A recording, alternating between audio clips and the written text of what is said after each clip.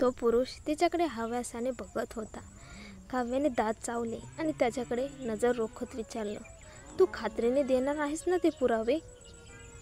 तो हसला. नक्कीच, तू मान्य केलेस म्हणजे आता सगळं सोपं झालं.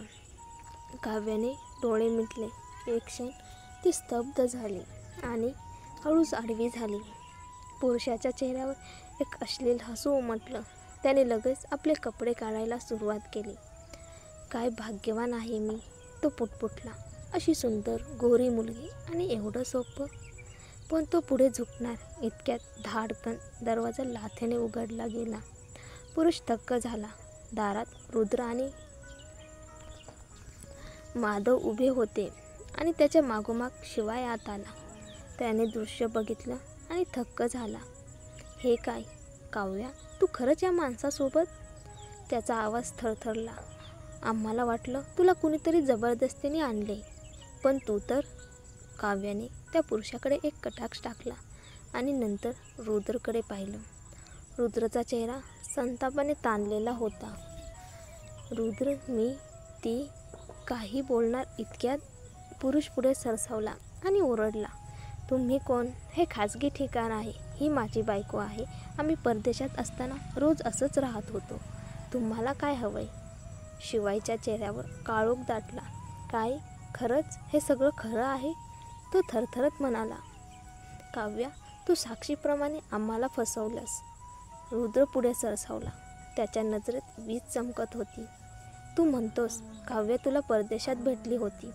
पुरुष हसला. हो, ती तेव्हा एकटी असहाय्य होती. मी तिला घर दिलं, जेवण दिलं, कपडे दिले आणि बदल्यात तिने माझ्यासाठी सगळं केलं. तू रुद्र असशील ना? तुला तिचं सगळं कौशल्य माझ्यामुळे मिळालंय. धन्यवाद म्हणावंसं मला. धाडकन शिवायने पुढे जाऊन त्याच्या चेहऱ्यावर घुसमट दिली. गप्प बस नीच माणसा. पुरुष जमिनीवर कोसळला. रुद्रने काव्याकडे पाहिलं. तू काही बोलत का नाहीयेस? काव्या शांत होती. आता काय बोलायचं उरलंय?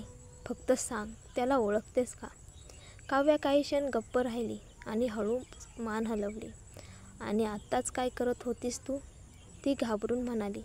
तो म्हणाला, त्याच्याकडे पुरावा आहे जो साक्षीच्या खुनात माझं निर्दोषत्व सिद्ध करू शकतो. रुद्रने तिचा हात पकडला. तर एवढ्या संशयास्पद माणसासाठी तू स्वतःला अशा परिस्थितीत आणणार होतीस? केवळ त्या पुराव्यासाठी जो असूही शकत नाही. काव्याचे डोळे लाल झाले, पण ती काही बोलली नाही. अचानक रुद्रच्या नजरेत काही आलं. काव्याच्या उजव्या हातात एक उघड सुरा होता. त्याने तो हात अलगद पकडला. हे काय आहे? काव्या घाबरली पण ठामपणे म्हणाली, मी फक्त स्वतःचा बचाव करत होते.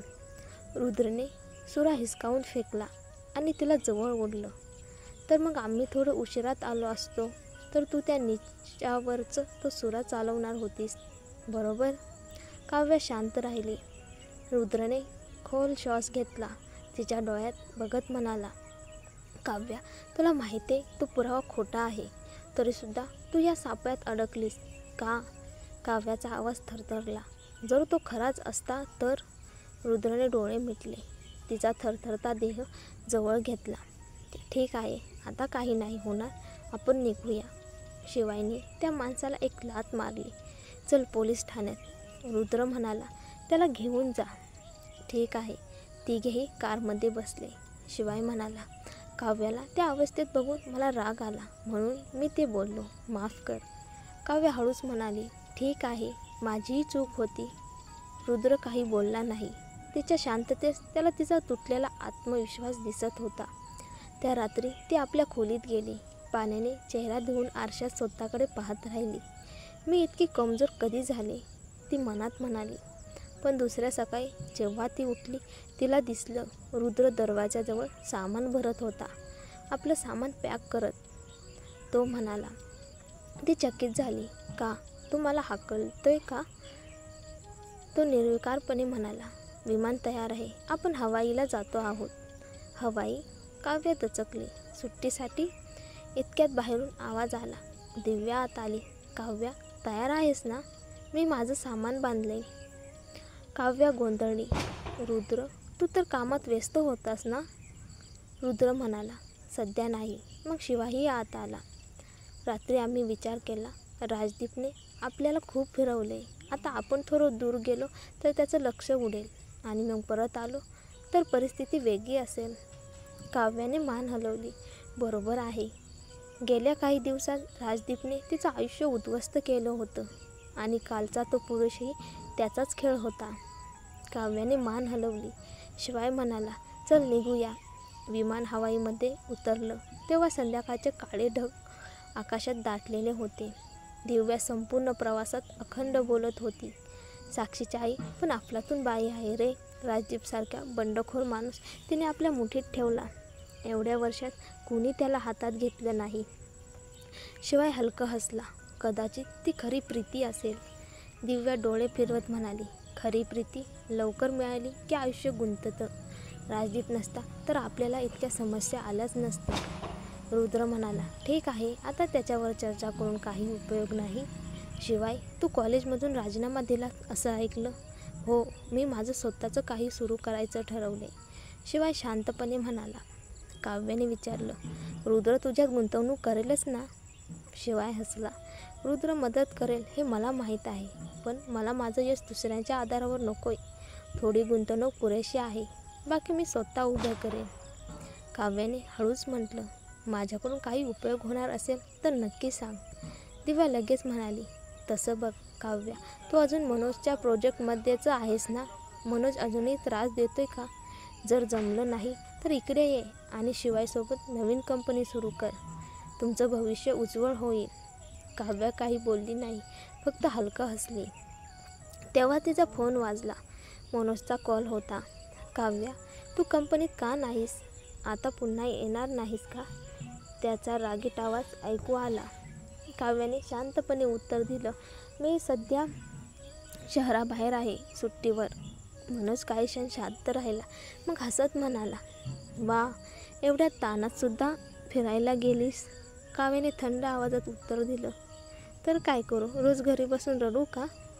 मनोज निशब्द झाला आणि कॉल कट झाला. थोड्याच वेळात ते हॉटेलमध्ये पोहोचले. काव्याने गरम पाण्याने आंघोळ केली आणि थोडं हलकं वाटलं. इतक्यात रुद्र आत आला. शिवायने व्यवस्था केली आहे.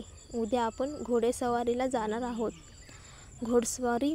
काव्या चकित झाली. मला घोडा चालवता येत नाही. रुद्रच्या ओठावर हलकं स्मित उमटलं. असं काय आहे का जे तुला येतं? काव्याने रागाने उत्तर दिलं, मला बसून चित्र काढता येतात, पण घोडा चालवणं माझं काम नाही. व्यायाम आरोग्यासाठी चांगलं असतं, रुद्र म्हणाला. काव्याने छेडखानीत उत्तर दिलं, कासव बघ, ते हलतही नाही आणि 1000 वर्षे जगतं. रुद्रने डोळे मिचकावत म्हणाला, तयार हो, मी सगळे रायडिंग गिअर घेऊन आलोय. तुला जमलं नाही तरी मी शिकवीन. काव्याने फक्त मान हलवली. दुसऱ्या दिवशी सकाळी काव्या लाल रंगाच्या रायडिंग सूटमध्ये सजली. दिव्या तिला पाहत म्हणाली, अरे वा काव्या, तुझा ड्रेस भन्नाट दिसतोय. काव्याने स्वतःकडे पाहिलं, मग दिव्याच्या तपकिरी पोशाखाकडे. खरंच? हो, पण लाल रंग का घेतलास? एवढा उठून दिसतोय. काव्या म्हणाली, हा रुद्रने निवडला. म्हणाला, तुला घोडेस्वारी येत नाही म्हणून तुला पटकन ओळखता येईल. जर एखाद्या घोड्याने लाथ मारली तरी. दिव्या क्षणभर थबकली आणि मग जोरात हसू लागली. दोघी रेस कोर्सकडे चालत गेल्या. तेवढ्यात काही श्रीमंत तरुण मंडळी मागून आली. आजच हवामान किती छान आहे, पण इथे हे सामान्य लोक काय करतायत?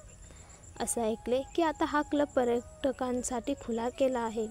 त्यांना बघायचं असतं, पण त्यांच्या वर्गातले लोक कधी इथे आले नसतील. दुसरी स्त्री टोचत म्हणाली.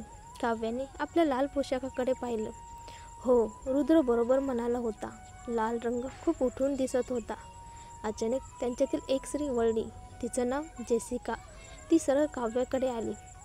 अहो, ती म्हणाली, तुमचा ड्रेस माझ्या ड्रेससारखाच आहे. मला तो रंग नको. 10,000 रुपये देते, कपडे बदल. दिव्या दचकली. काय म्हणालीस? आम्ही का बदलायचे? जेसिकाच्या मागच्या मुलीने उत्तर दिलं, कारण मिस जेसिकाला कुणी तिच्यासारखं काही घालणं आवडत नाही. दिव्या थोड्या तुच्छतेने म्हणाली, तुम्हाला नको असेल तर तुम्हीच इथून जा, आम्ही नाही जाणार. जेसिकाचा चेहरा लाल झाला. 10,000 कमी पडले का? 1,00,000 देते, फक्त हा ड्रेस बदल. दिव्याचा संयम संपला. मी तुला 2,00,000 देते, तोंड बंद ठेव. जेसिका रागाने पुढे आली. तिच्या मित्रमैत्रिणींनी तिला आवरलं. त्यातील एक म्हणाली, तुम्ही पर्यटक लोक काय समजता स्वतःला? जेसिका इथली उच्च श्रेणीची सदस्य आहे. तिला आवडलं नाही तर तुम्हाला लगेच बाहेर काढलं जाईल. मग तुमचे पैसे वाया जातील. दिव्या खवळली. कोणाला लो लेवल इन्फ्लुएन्सर म्हणतेस? दिसायला तुम्हीच तसे वाटताय. तेव्हाच घोडेस्वारी क्लबचा मॅनेजर आला. काय चाललंय इथे? जेसिकाचं गट लगेच ओरडू लागलं. मॅनेजर, तुम्ही वेळेवर आलात. आम्ही एवढे पैसे देतो सदस्यत्वासाठी आणि आता हे सामान्य पर्यटक इथे येतात. तुमच्या क्लबचा दर्जा घसरतोय. जर हे असंच सुरू राहिलं तर जेसिका दुसऱ्या क्लबला जाईल. मॅनेजर गोंधळला, हसला आणि काव्या दिव्याला बाजूला घेऊन गेला. प्लीज तुम्ही मनावर घेऊ नका, पण शक्य असेल तर दुसऱ्या भागात जा. दिव्या चिडली. म्हणजे तुम्हाला वाटतं आम्ही गावंढळ आहोत? तसं नाही म्हणत, पण जेसिका परदेशातून आलेली आहे. खूप श्रीमंत लोक आहेत. दिव्या मोठाने म्हणाली. मला माहीत होतं. हे लोक दिसायला सभ्य पण वागायला अगदी असंस्कृत. मी परदेशात शिकत असताना अशा लोकांविषयी ऐकलं होतं. आज प्रत्यक्ष बघते. जेसिका पुढे आली. तिचे केस सोनेरी रंगवलेले. आमच्याबद्दल बोलतेस का? तू परदेशात शिकली आहेस ना? मग आमच्या